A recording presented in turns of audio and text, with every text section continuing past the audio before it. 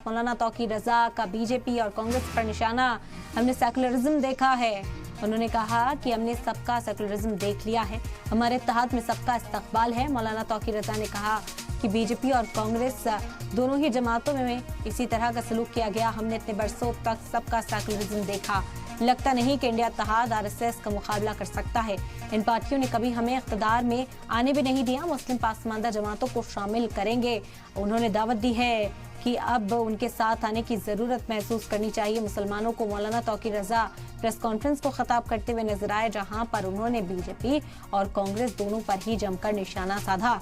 उनकी ओर से कहा गया कि मुसलमानों के मसाइल को ना यूपीए की सरकार के दौरान हल किया गया और ना ही एनडीए की सरकार मुसलमानों के मसाइल को हल करती हुई नजर आ रही है। इसी वजह से दावत देते हुए दिखाई दी। उनकी ओर से कहा गया कि तमाम लोगों को दावत है और हमारे साथ जुड़े और मुसलमानों के हुकूक के बारे में बातचीत करने के लिए अब हम आवाज़ बुलंद करेंगे। तो प्रेस कॉन्फ्रेंस को खिताब करते हुए मौलाना तौकीर रजा ने ये तमाम बातें कही। उन्होंने कहा कि हमने सभी का सेकुलरिज्म देख लिया है, चाहे यूपीए गवर्नमेंट रही हो, चाहे एनडीए की सरकार रही हो, इसी तरह का सलूक मुसलमानों के साथ किया गया है। और एक बार फिर से इस बात को दोहराया कि मुसलमानों के साथ जो रवैया अख्तियार किया जा रहा है मुल्क के अंदर, उसके खिलाफ खुद ही आवाज़ उठानी होगी। उन्होंने कहा कि मुसलमानों का भी उतना ही मुल्क है जितना दीगर मज़ाहिब का ये मुल्क है। इसी वजह से मुसलमानों की आवाज़ के तौर पर अब वो अपनी आवाज़ बुलंद कर रहे हैं और लोगों को दावत दी है कि उनके साथ आएँ और इस आवाज़ को और मजबूत करें। तो प्रेस कॉन्फ्रेंस को खिताब करते हुए मौलाना तौकीर रजा नजर आए। उन्होंने कहा कि मुझे नहीं लगता कि इंडिया अलायंस जो बन रहा है, जो इसमें तमाम अपोजिशन जमातें साथ आ रही हैं, वो बीजेपी और आरएसएस का मुकाबला इस वक्त मुल्क में कर सकते हैं। उन्होंने ये भी इल्ज़ाम लगाया है कि जो अदलिया है वो भी दबाव में। इस वक्त महमूद प्राचा क्या कुछ कह रहे हैं वो भी सुन लेते हैं। हथेली पर भी लेके देश बचाने का काम करेंगे, संविधान बचाने का काम करेंगे, शिक्षा बचाने का काम करेंगे। ये उन लोगों का परिवार बना है।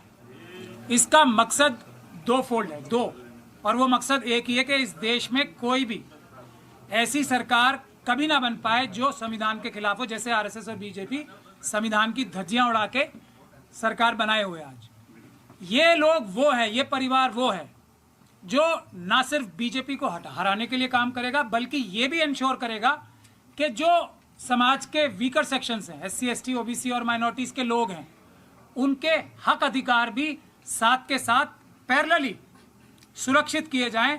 ऐसा ना हो कि लोग छोटे टाइम के फायदे के लिए, कि इस बार तो ऐसा है कि बीजेपी को किसी भी कीमत पे हरा लिया जाए, अगली बार देखा जाएगा। और ये अगली बार कभी आती नहीं है, क्योंकि अगली बार वो 5 साल बाद फिर आएंगे पूरी ताकत से, अगर इन्हें हटा नहीं गया भी तो भी।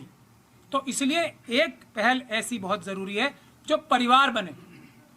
वो परिवार आज बनने की कगार पर है। मैं समझता हूं वो परिवार बन भी गया है, बन भी चुका है। और ये परिवार इंश्योर करेगा कि कोई भी पॉलिटिकल पार्टी, चाहे उसके हाई कमांड के चारों तरफ भी आरएसएस अपने एजेंट ना घुसा दे, अपनी जो उसकी आइडियोलॉजी है संविधान के हिसाब से उसको डाइल्यूट ना कर पाए। ये हम उस तरह के वॉच डॉग बनना चाहते हैं। किसी भी हालत में, किसी भी कीमत पे, चाहे कितने भी एजेंट्स आरएसएस अपनी सब पॉलिटिकल पार्टीज में घुसा दे, हम वॉच डॉग बन के हम खड़े रहेंगे ताकि आरएसएस के संविधान के विरोधी एलिमेंट्स को उन पार्टियों से भी आइडेंटिफाई करके निकलवाएं।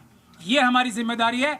अगर ऐसा नहीं होगा तो हम लोग नी जर्क रिएक्शन करके एक बार बीजेपी को हराते हैं, उसके बाद फिर दोबारा वो ज्यादा ताकत से आते हैं और उससे ज्यादा जुल्म करते हैं। तो ये देश के हित में जो परमानेंसी आएगी ना, और परमानेंटली आरएसएस और बीजेपी जैसे जो ताकतें हैं, जो परमानेंटली बाहर करने का जो रास्ता है, वो यही रास्ता है। इसके अलावा कोई रास्ता, हम सब लोगों ने बैठ के इतना सर खपाया कि क्या कोई और भी रास्ता निकल सकता है। तो सभी ये लोग बोलते हैं कि बड़ी बड़ी पॉलिटिकल पार्टीज के अंदर तक आरएसएस के लोग बैठे हुए हैं, तो उनको कौन पकड़ेगा? उनको ये फ्रंट पकड़ेगा, ये परिवार पकड़ेगा और सब पॉलिटिकल पार्टी को मजबूर करेगा संविधान के रास्ते से चले। हम लोग 2 दिन के अंदर एक और क्लोज डोर मीटिंग करने वाले हैं। ये परिवार बन चुका है। इस परिवार की ये भी आज मौलाना और सब लोगों ने हमने फैसला किया है कि हम लोग कितना भी बड़ा परिवार बना लें, चाहे जैसा मौलाना ने कहा है जो इंडिया गठबंधन भी है वो भी हमारे साथ आ जाए, तब भी अगर ईवीएम है तो हम चुनाव नहीं जीत पाएंगे।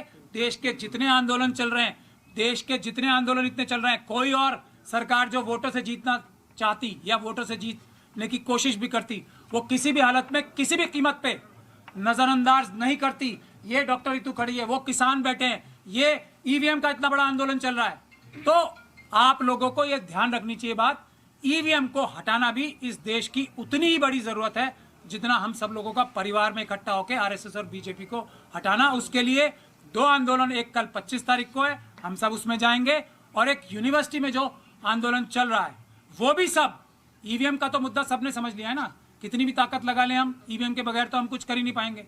अगर ईवीएम रही तो 26 तारीख को भी डॉक्टर रितु के प्रोटेस्ट में भी सब लोग आए।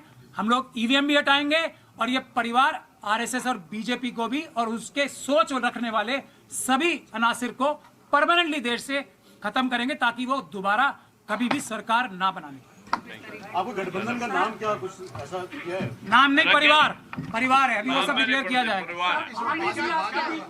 बताएंगे, नाम पे बताएंगे। निकल जाएंगे तो कोई नाम तो होगा ना। हर वो काम करेंगे जो संविधान इजाजत देता है, और जो आरएसएस और बीजेपी को एक इलेक्शन के लिए नहीं, हमेशा के लिए रोकेगा।